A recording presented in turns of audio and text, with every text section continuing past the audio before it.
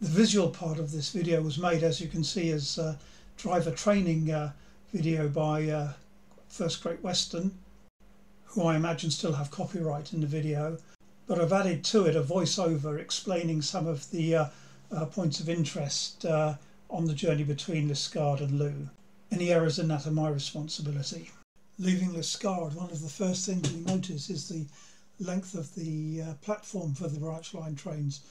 far longer than the train itself. This platform was enlarged to its present length in about 1937. At that time, the number of holiday visitors to Looe was increasing year by year, and nearly all of them came by train. The Liskeard and Looe Railway opened in 1860, completely independently of the Great Western, and indeed it didn't have any connection with the present-day Liskeard station until 1901. The line you see coming in from the right was also built at that time, and it provided the first link between the Liskeard and Looe Railway and the London to Paddington main line. Going more or less north, the line now passes under the A38 bypass bridge, and from this point on you'll see that it starts to bend to the right and is visibly on a downward gradient. In fact, the whole line from Liskeard station down to Coombe is on a downward gradient of about 1 in 40, which by railway standards is quite steep. The line continues to curve to the right, so at this point we're going more or less east, and then the line curves again, becoming more and more southerly, and now we're going back under the A38, this time going southwards underneath the bypass. So by the time we emerge from under the bypass and approach Belitho Farm, the line has already turned more or less a half circle. Despite its name, the Liskeard and Looe Railway didn't run to Liskeard so much as from Looe to Moorswater, from where the line continued to St Clear, up to Minions, and then on to Cheesering Quarry, and indeed for a while beyond that. The piece of line that we're now travelling on, which connects Coombe Junction and the original line up to the modern Liskeard station, was only opened much later in 1901, and then only after considering the possible alternatives of a rack or railway in the style of those seen on Swiss mountains, or indeed a huge hydraulic lift for getting wagons up from Moorswater to the main line. As we pass under Liskeard Viaduct, you can already see the distance which the line has descended. We started off at a level with the tracks on the top of the viaduct, and we're now already about 20 or 25 metres below. As you can see, the downward gradient continues. In 1906, this was the cause of an accident because a train of 6 empty coaches was shunted rather clumsily in Liskeard station, and the loose coaches began to run away down this stretch of railway, and because of the steep gradient they soon accelerated from a walking pace to a speed of between 60 and 70 miles an hour by the time they arrived at the bottom of this long incline. Luckily the situation was saved by the presence of mind of the signalman at Coombe Junction at the bottom, who set the points in such a way that the runaway coaches shot through Coombe Junction station under the Great Western Viaduct just beyond it, which we'll see shortly, and it was possible to route them into a carriage shed which existed at Moorswater at the time, which the runaway coaches destroyed, and indeed most of the coaches themselves. Miraculously, no one was killed or even injured in the accident, but the signalman received a reward from the company, although I suspect that the shunter at fault did not. Still descending and bearing to the right, we're now travelling more or less westwards. As the line continues to descend and bear to the right, we're now facing more or less northwards, and we've travelled almost a complete turn of a spiral down from Liskeard station. We're now reaching almost the end of the connecting line built in 1901, and there on the left you can see the line coming up from Looe, which is more or less level, since it closely follows the course of the East Looe River the whole way down to Looe. Until 1981 there was a signal box at Moorswater, which controlled the junction between the two lines, which we're just about to pass over now. The signal box stood along here on the left hand side, and besides controlling the junction, it also controlled a set of sidings to various industrial premises in Mooreswater, and also the arrangements in the days of steam trains for running the locomotive round from one end of the train to the other, since one inconvenience of the layout of the two lines is that all trains have to reverse here at Coombe in order to continue their journey either from Looe to Liskeard or in the other direction. Passenger trains stop here, but as you can see, the lines continue under the bridge and then under the Mooreswater viaduct to the former China clay dry at Mooreswater, and in earlier times they continued, as I mentioned, up to St Clair and Cheesering. Now both the train driver and the person operating the camera have moved to the opposite end of the train than we were before, and we are now going to take the original Liskeard and Looe railway line down from Mooreswater to Looe itself. This is the original line built in 1860, and as you can see, we're now approaching the junction at which the later connection up to Causeland Station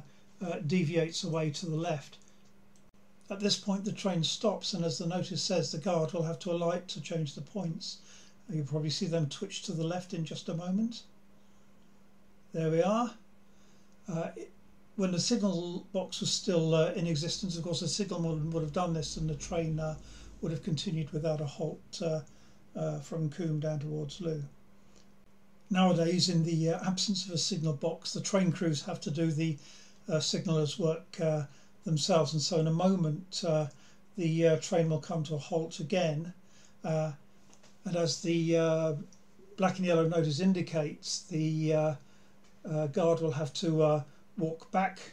to the ground frame, the levers controlling the point, reset the point so that it's back in its original position, ready to receive trains coming down the gradient from Liskeard, rejoin the train, and we can then continue on our way to Looe. Until 1917 there was a complete rail route all the way down from Cheesering Quarry and a couple of the other quarries slightly beyond Cheesering, down through Minions, St Clair, down to Mooreswater. Then that railway, the Liskeard and Carradon Railway, joined end on to the Liskeard and Looe line, which we're now on, and by that means it was possible to get trains from the heights of Bodmin Moor right down to the edge of Buller Quay in Looe. And of course the purpose of this was to enable in the down direction the export of minerals, above all granite and copper ore from the quarries and mines up on Bodmin Moor, and in the up direction coal machinery and other supplies for the mines, and a probably smaller and more irregular traffic of materials such as sand, lime and other agricultural materials. The upper part of the line from Minions down to Mooreswater was first engineered in the days before steam locomotives were widely used, and therefore it was so engineered as to be on a continuous downward gradient from Minions right down to Mooreswater, which enabled them to simply roll loaded trucks down the gradient with a brakesman on some of the wagons to control the speed as they rolled freely downhill. Then when they got to Mooreswater, the wagons would be unloaded and the empties taken up back to Bodmin Moor by being horse-drawn. Between 1844, which was when the section of line from Minions down to Mooreswater opened, until 1860, the materials unloaded at Mooreswater would then be transferred to a canal which ran then between Mooreswater and Looe, following pretty closely the line of the present day railway. And as we travel down to Looe, one can at certain points, mainly on the left hand side, see remains of the canal. Since this film was made, a group of volunteers have done quite a bit of work cleaning up and repairing one of the canal lock basins near here. If you look to the left of this coming bridge, you'll see it has a second arch, now overgrown, and that was for the canal itself to pass through. And you'll see as we go down towards Looe that a number of the bridges have that double arch, one arch for the railway and one now quite often overgrown or blocked for use of the canal. However, transshipping materials at Moulswater from the Liskeard and Caradon Railway onto canal barges was a slow, wasteful and inefficient way of organising the transport. And so by 1860 the canal company had decided that a railway was needed instead of a canal, partly to remove that inefficiency, but also because of the increasing volume of traffic from the mines. And therefore they in effect rebuilt their canal as a railway. For large parts of the route down to Looe, the railway line was built over infilled sections of the canal, but elsewhere the railway ran alongside the canal.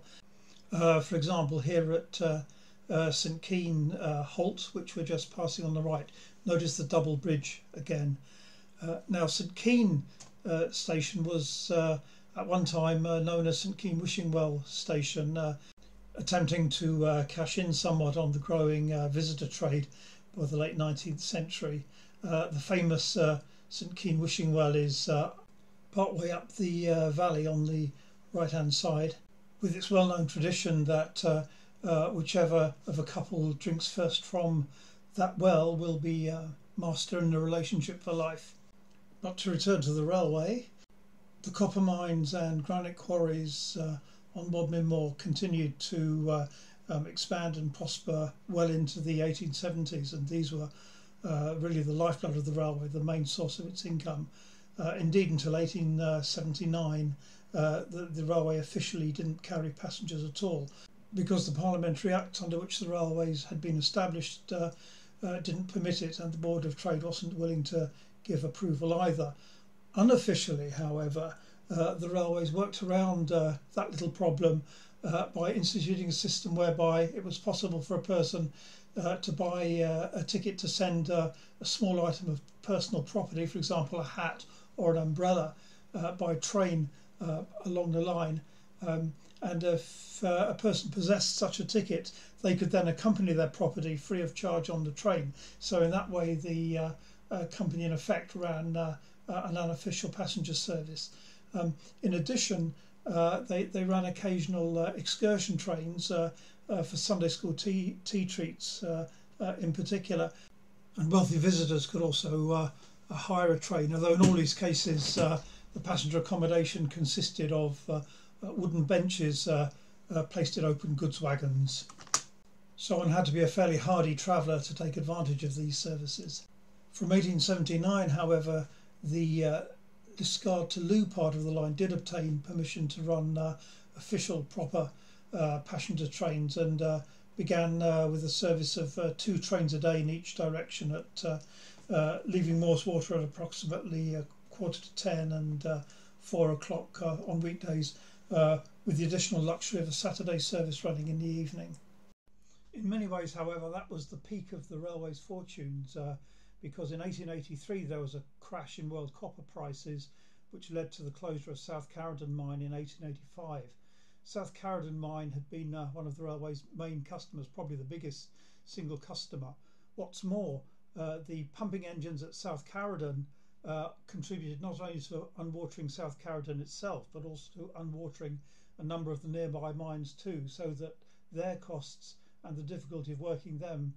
in turn deteriorated, and nearly all of them had closed by 1890. Continuing southwards, we come now to Causeland Station on the right here. It's a bit of a mystery really why this station was built. There's no centres of population nearby. Passenger traffic was never very large, and indeed in the 1980s there was reportedly just one passenger who used the station regularly on a daily basis, plus a very small number of other passengers, of course. Nevertheless, whilst there were only 2 or 3 passenger trains a day, That left ample time for goods trains to stop in between times to load and unload goods at the station. But for Causeland, this would have been predominantly, probably exclusively, agricultural traffic. During the 1880s, the copper mines were, as I said, beginning to close down, but in some compensation, the Cheese Ring Quarry, which was also a major customer of the railway, reopened in 1884 after having been closed for some years. Some years later, in 1904, a China clay dry was opened at Moorswater, drying clay which had been come down by a pipeline from Bodmin Moor. Initially, most of the clay was sent down the railway to Looe Harbour, from where it was exploited by ship. But before very long, the majority of the clay was instead exploited by rail, travelling up that steep line to Liskeard Station and then onwards along the Great Western Line up country. That China clay traffic continued at least until 1996 and maybe a couple of years later,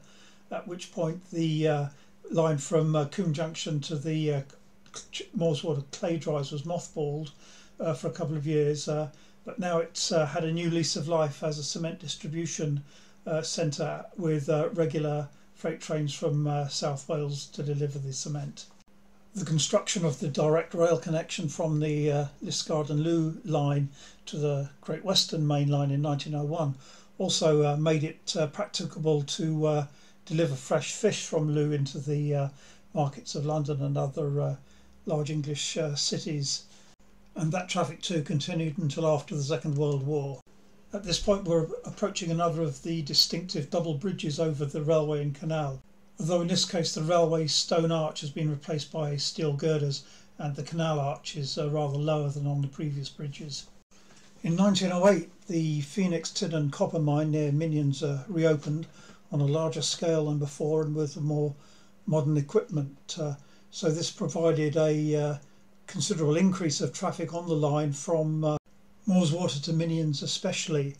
However, the mine was always financially rather marginal, and with the start of the First World War in 1914 it closed for a second and this time final time. This left very little traffic indeed on the northern part of the line from Moorswater up to Minions and Cheese Ring, and eventually the line closed entirely and was dismantled in 1917 with the rails and other materials being sent to contribute to the war effort. So whilst the period leading up to the First World War was very mixed news so far as freight traffic was concerned, for passenger traffic the position of the line was altogether stronger. Local use of the line had been increasing anyway, and when the connection to the Great Western Main Line was completed in 1901, this produced a very rapid increase in both local and visitor traffic. Through another of the double bridges we can see Sandplace Station coming into view. This station was rebuilt in 1999, unfortunately in red brick rather than in local stone, but nevertheless the new building is a considerable improvement on the corrugated iron hut that once stood there. Sandplace, or Tuesva to give it its name in Cornish, either way owes the name to this being a place where first the canal and then later the railway delivered loads of sand for farmers to collect and used to fertilise, to sweeten, as they used to say, the land. This was done not only here, but the Pentuan Railway and the Bodmin and Weybridge Railway also used to make deliveries of sand for the same purpose to farmers. And at the foot of the lock where the Bude Canal reaches the sea, you can see on the right hand side as you look out to see a steep slope which was originally occupied by a narrow gauge tramway which is used for the same purpose, to bring sand up off Bude Beach for onward transport for agricultural use inland. But to return to passenger traffic, that did, as I say, increase very much after the direct connection to the Great Western Main Line enabled visitor traffic to pass more easily from stations up country down to Looe, and indeed in the first 10 years after that service was opened, the number of passengers increased more than threefold. Both the town of Looe began to mark itself increasingly as a holiday visitor destination, and so did the Great Western Railway. The First World War interrupted that traffic, of course, but then the growth of the visitor traffic continued in the period between the First and Second World War. In particular, the Holidays with Pay Act, which entitled all workers to a minimum of 1 week's paid holiday a year. And many of them chose Cornish resorts, especially Newquay, but also Looe, for that purpose.